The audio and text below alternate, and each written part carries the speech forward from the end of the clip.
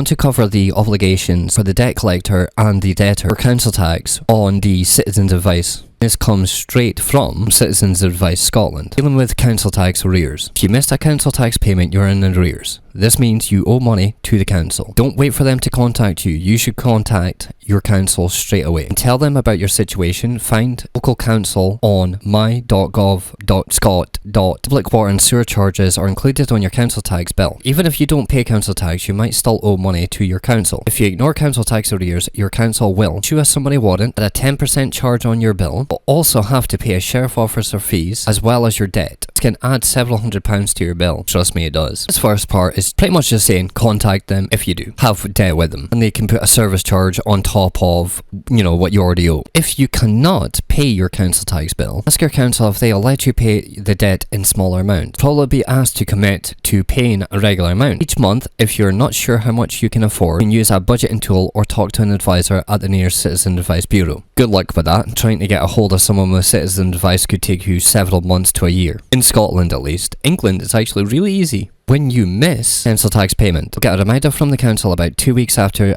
you miss a payment. If you don't pay council tax, check the letter to see what you're being asked to pay. The council can issue a summary warrant for water and sewer arrears in the same way as for council tax arrears. If you pay within 7 days, you don't need to do anything else. Debt will be clear and you'll be able to continue paying your council tax bills in installments. Now, of course, I was paying my original debt with that particular bond with the direct payment, and they were getting the payments for over 2 years. Debt was actually paid. Now, if you don't pay, then 7 days with a reminder. This is the one I hate because you get literally 7 days. A lot of the time it's 7 days, not 7 working days. Get in contact with someone to see if it's a legitimate claim. Speaking to the council, go through their webpage, which will direct you to a phone number. You phone that number, then that number directs you to another number. By the time you actually get through to an appropriate person, it's like 3 to 4 days within, the request that was originally made. The important reasons about covering this section is a huge problem, because this is a fear factor type of thing. Get a letter stating you have to pay this in a certain amount of time, either before you go to court or before, the court thugs actually come to your door, is a big fear factor. Biggest thing between these,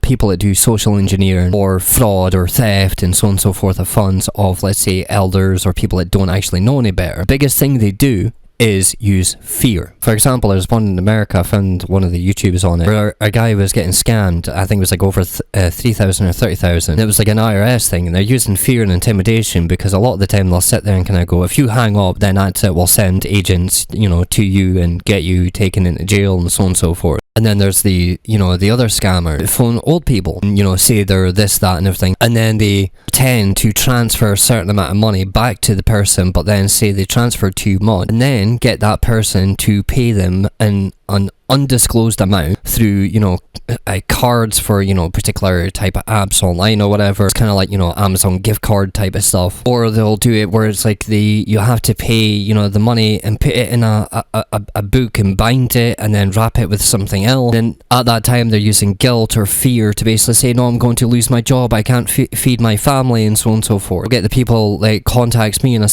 quite a lot. They either pretend to be from Microsoft. All had those. We see a problem on your PC or some crap like that. Yeah, Amazon doesn't actually contact you directly, so I automatically know this is false. Or they'll get the scammers that say, oh, we see you've been in a car accident recently. I don't have a car, so why would I have an accident with my car? This is not just a big problem in the UK, this is a big problem in America. These scammers use fear and intimidation. This is one of the reasons why I've indicated several times that, when, someone that comes to my door now, say they're with someone, I make sure they are actually with that person. When they try and use fear or intimidation, that just automatically sets off alarm bells to myself. Councils can send up to 2 reminders if you don't pay within 7 days. Final reminder, you'll lose the right to pay your council tax bill in installments. Local council will send a letter telling you to pay all your council tax, public water and sewer charges for the year within 7 days. And of course, I was paying it installments through direct debit for over 2 years further than I was supposed to. I'd already had arrangements with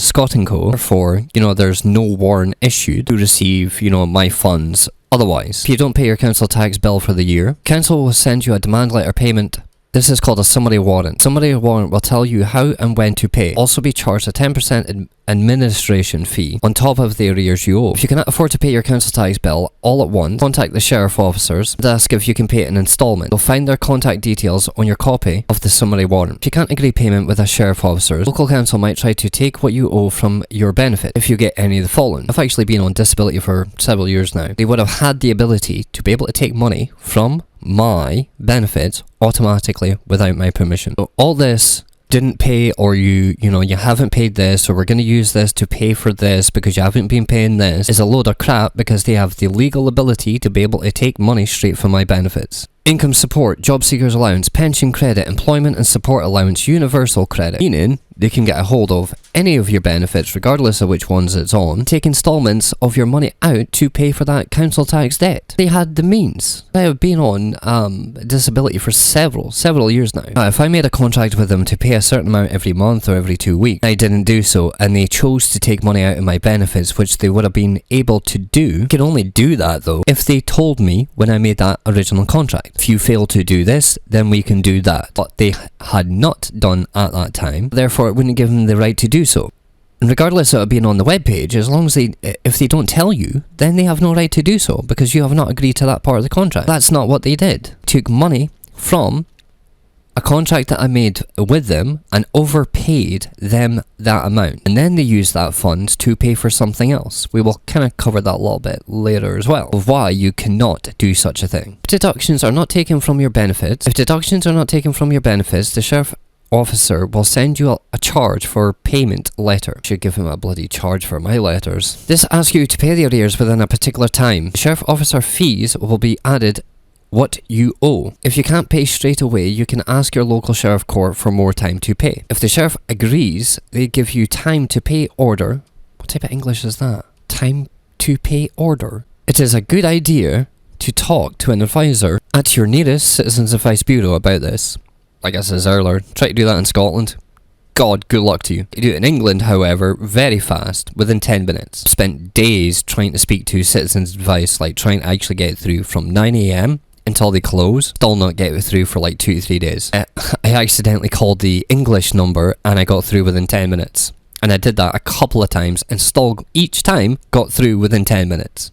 Don't pay after a charge for payment letter. Don't pay by the date on your charge for payment letter. Local council will ask sheriff officers to take the money you owe. From your earnings, they'll contact your employer to do this. From your bank accounts, they can do this even if money is in a joint account. Taken belongs from your home. Once again, if they do not show you this information when you first make that contract with them, they have no legal right to do this. Now, this is all well and good getting all this information here. Fact of the matter is, they don't actually tell you any of that. Especially when, you first initially set up like a direct payment, method or whatever. They don't tell you a lot of the actual things they can do. If they do now, fantastic, but when I made my original payments, they did not. At this point, it's not the city that are holders to that debt. It is Scott & Co. So Scott & Co are responsible for that debt. Scott & Co are responsible for recovering that money, and I am subject to paying Scott & Co the debt. If I miss a payment to Scott & Co, can take an extra service charge for me failing to pay. For a long time I had payments going to Scott & Co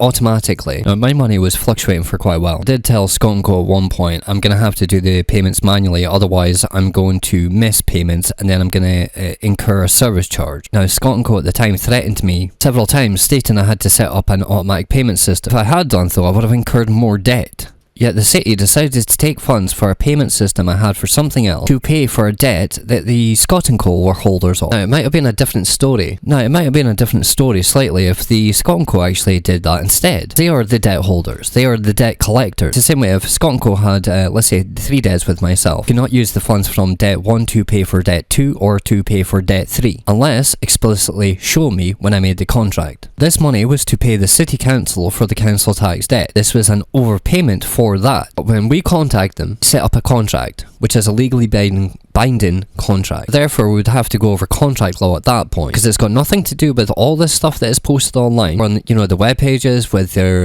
agreements or their policies, procedures, with, you know, including Scotland Co, including the actual city as well. Unless they actually send you that data, unless they send you written documentation of that data, it is technically, as far as in my mind, and as far as I would say law, it is not enforceable. It is like me giving you, you know, 5 pages out of a 10-page document, and I hide 5 pages under, you know, in the drawer, and I say, right, okay, you're gonna have to agree to this contract. Yeah, I'm only gonna give you half of it. All that secret procedures and all those little policies and all that type of stuff are in that drawer, and I can't see them. When I made that phone call to initialize the original contract for the initial direct debit payment, it did not stipulate they could use an overpayment of funds on that to pay for something else. That includes, you know, debt 1, debt 2, or debt 3. So when I made an agreement to, let's say, pay debt 1 out of debt 2 and 3, you can only accept funds for that direct payment to, you know, for that debt 1.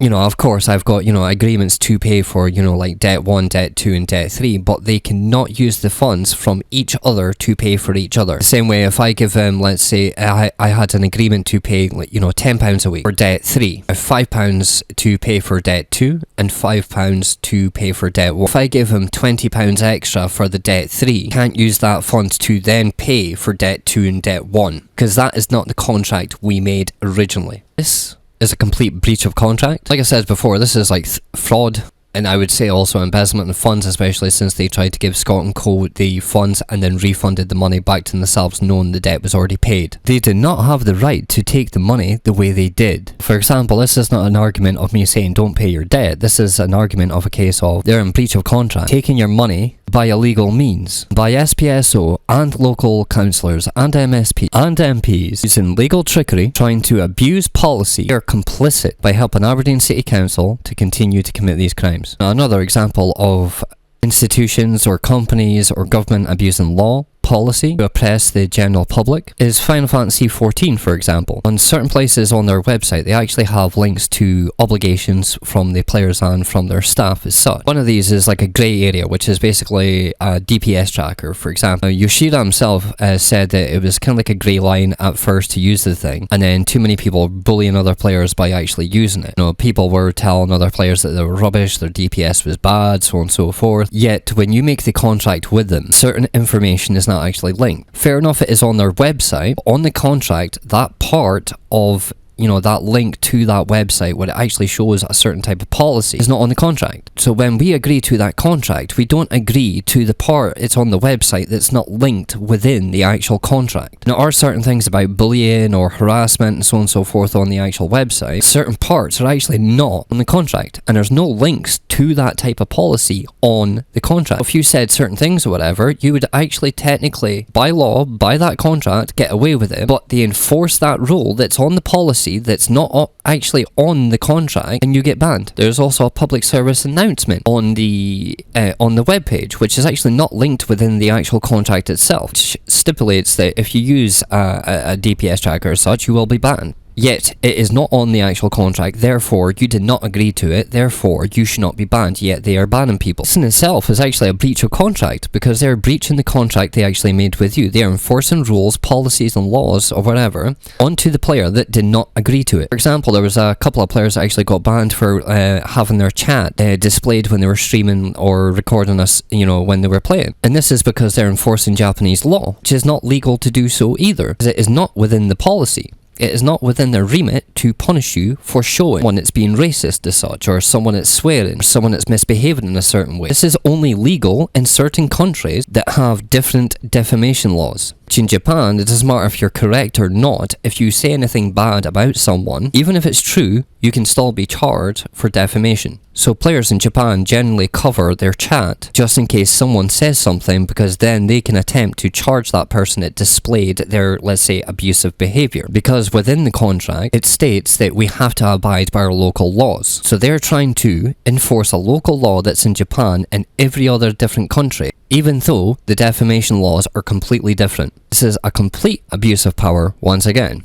trying to abuse a policy that is technically there but not within the actual contract. And it is same with the Scott & Co and also with the Aberdeen City Council, where they're trying to enforce whatever policies they have online. They did not show us when we originally made the contract to make the direct debit payments. Now this video is already about 12 minutes long. I'm not going to be able to cover particularly, let's say, contract law or policy agreement. I do have documentation on this, and that will be the next video where I'll actually pop off. We'll either cover policy agreement and contract law next, or we'll do it step by step, you know, for each video, depending on how long each one will take.